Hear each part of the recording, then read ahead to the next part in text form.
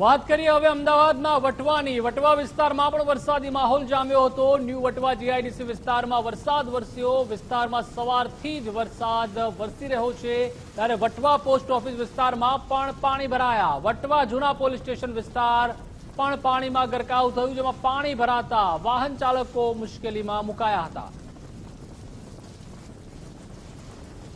અમદાવાદના Vatva new Vatva GIDC વિસ્તારમાં વરસાદે માજા મૂકી છે અને અહીંના રસ્તાઓ પાણીમાં ગરકાવ થયા છે। બિલકુલ જોઈ શકાય છે કે આજે વહેલી સવારથી અહીં વરસાદી માહોલ જોવા મળી રહ્યો છે અને હાલ અમે છીએ ત્યાં વટવા પોસ્ટ ઓફિસ વટવા જૂના પોલીસ સ્ટેશન વિસ્તારમાં કે જ્યાં બંને તરફ જે છે પાણી જોવા મળી રહ્યું છે। વટવા પોસ્ટ ઓફિસની બહાર જે ગાડીઓ છે તે પાણીમાં ગરકાવ જોવા મળી રહી છે। અહીંથી વાહનો પણ જે છે પાણીમાંથી પસાર થતા નજરે પડી રહ્યા છે। આ તરફનો તમામ રસ્તો જે છે તે પાણીમાં ગરકાવ થયો છે। પાણીના જે ગાડીઓ છે તે પાણીના પૈડા પણ જે છે પાણીમાં ડૂબેલા જોવા મળી રહ્યા છે।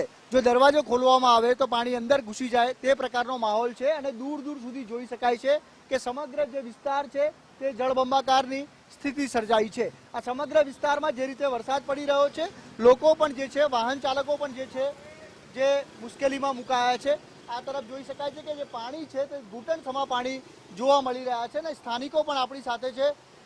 મિત્ર, આપને પૂછવા માંગીશ કે જે રીતે વરસાદ પડી રહ્યો છે અને જે રીતે ઘૂંટણસમા પાણી ભરાયા છે, શું કેવી પરિસ્થિતિ? અહીંયા સવારથી વરસાદ પડે છે અને 4 થી 5 ઇંચ વરસાદ સુધી પડી ચૂક્યો છે અને આ અહીંયા દર વર્ષે આટલું પાણી ભરાવે જ છે। વટવા બીબી તલાવથી લઈને અહીંયા ગોલ્ડન સિનેમા રોડ સુધી, વટવા ગામ સુધી મહાલક્ષ્મીમાં કાઉન્સિલરોને રજૂઆત કરે છે અને મ્યુનિસિપલ કમિશનરને બી રજૂઆત કરવા છતાં હજુ સુધી આજ સુધી કોઈ પગલાં લેવામાં આવેલા નથી। જ્યારે બી કંટ્રોલ મેસેજમાં જાણ કરીએ ત્યારે અડધો કલાકની અંદર પાણીનો નિકાલ થાય છે, ત્યાં સુધી અહીંયા પાણીનો નિકાલ થતો નથી। બિલકુલ પૂર્વ વિસ્તારને અન્યાય કરવામાં આવી રહ્યો તેવું તેમનું કહેવું છે। જે રીતે પરિસ્થિતિ હાલ સર્જાઈ છે, કેવી તકલીફ? બહુ જ તકલીફ પડે છે। અહીંથી વરસાદ પડે છે, પાણી ભરાય છે તો ગાડી લઈને તો દૂર ચાલતા બી નીકળી શકાય તેમ નથી, બહુ જ પાણી ભરાઈ જાય છે। અહીંયા આ વિસ્તારમાં ગોલ્ડન સિનેમા પાસે, અહીંયા આગળ દરગાહ છે, ત્યાં દરગાહ પાસે જઈએ ત્યાં બી એટલું જ પાણી ભરાય છે। ત્યાં એક ચોક જેવું છે, ત્યાં ચોકમાં ગટર બી એવી છે કે ત્યાંથી પાણીનો નિકાલ થતું નથી, બહુ જ તકલીફ પડે છે। એટલે અરજીઓ બી કરીએ છીએ, બાકી અહીંયા વર્ષોથી આવું ચાલે છે, બાકી કંઈ નિકાલ થતું નથી।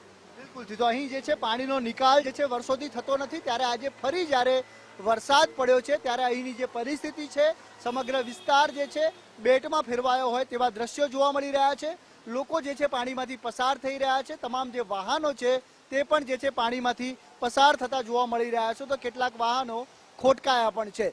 જે રીતે વરસાદ જે છે અમદાવાદમાં રહીને આજે આ વિસ્તારોમાં પડ્યો છે, ત્યારે બિલકુલથી આ સમગ્ર જે વિસ્તાર છે તે જળબંબાકાર સર્જાયું છે। જે રિક્ષા છે તેને પણ ધક્કા મારવા પડી રહ્યા છે અને જે વાહનો છે તે આ પાણીમાં બંધ થઈ જવા પામ્યા છે। તો લોકો પણ જે છે આ ઘૂંટણસમા પાણીમાંથી પસાર થવા મજબૂર બન્યા છે।